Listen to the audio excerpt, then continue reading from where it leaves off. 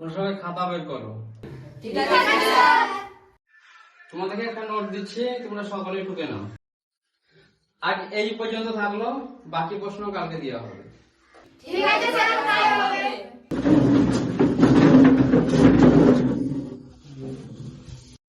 সুমিতা, তুমি দাঁড়াও, একটা কথা আছে। কেন স্যার, কিছু বলছেন? আজকে তোমাকে একটা এক্সট্রা ক্লাস দিতে হবে, কারণ তোমার বাবার আদেশ। স্যার, আজ তো দেরি হয়ে গেছে, অন্য দিন এক্সট্রা ক্লাসটা নিয়ে নেবেন। না, অন্যদিন টাইম পাওয়া যাবে না। ঠিক আছে স্যার, করিয়ে দেন।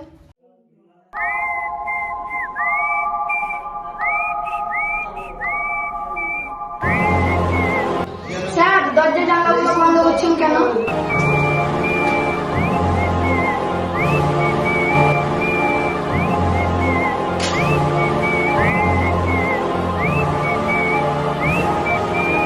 স্যার, আমি কি বাড়ি চলে যাবো? কি করছেন স্যার? ছেড়ে দেন স্যার, ছেড়ে দেন।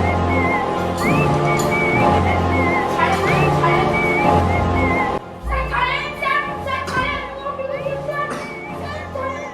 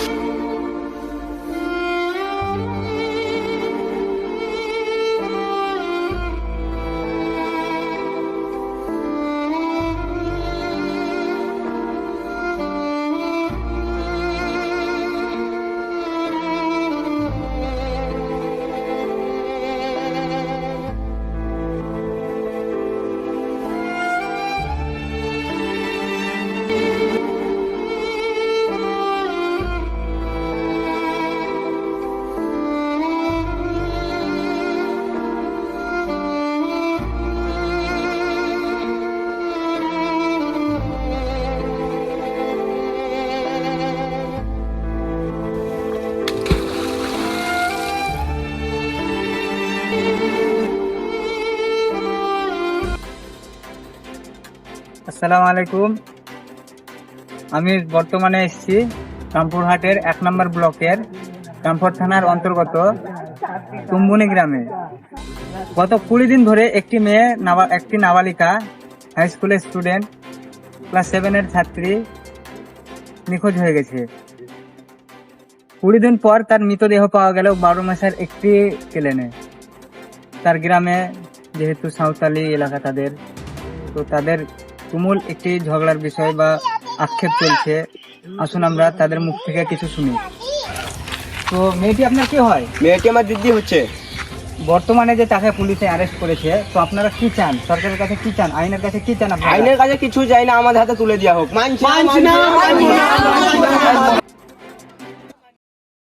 তো আপনারা তো ভিডিওটি পুরো দেখলেন।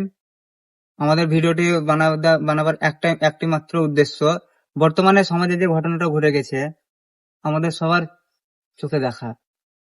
এটা কোনো সিনেমা থেকে তুলে নেওয়া নয়, রিয়েল একটি ঘটনা।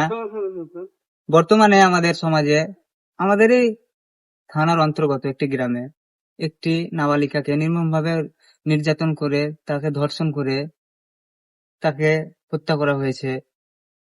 সেই মর্মান্তিক ঘটনাটিকেই আমরা তুলে ধরেছি। সিরিয়াসলি নেওয়ার মতো কিছুই নেই। আমাদের যদি অভিনয় আপনাদেরকে দুঃখ লেগে থাকে তো আমরা সকলে ক্ষমা চাইছি। আর যতটুকু হতে পারে আমাদেরকে সাপোর্ট করবেন, যাতে এরকম একটি সত্য ঘটনা নিয়ে আবার আপনাদের সামনে চলে আসতে পারি। বর্তমান সমাজে আমাদের চোখের সামনে দেখা গত 1 বছর আগে একটি হসপিটালের নার্সকে, ডক্টরকে যে নির্মমভাবে নির্যাতন করে, ধর্ষণ করে হত্যা করা হয়েছে। 1 বছরের মধ্যে আরেকটি নাবালিকাকে সেই নির্মমতায়, সেই নির্যাতনের ভাবেই তাকে হত্যা করা হয়েছে, তাকেও ধর্ষণ করে। তাহলে এখান থেকে আমরা বুঝতে পারছি যে আমরা কোথায় সুরক্ষিত? না আমাদের মেয়েরা সুরক্ষিত, না আমাদের মা বোনেরা সুরক্ষিত।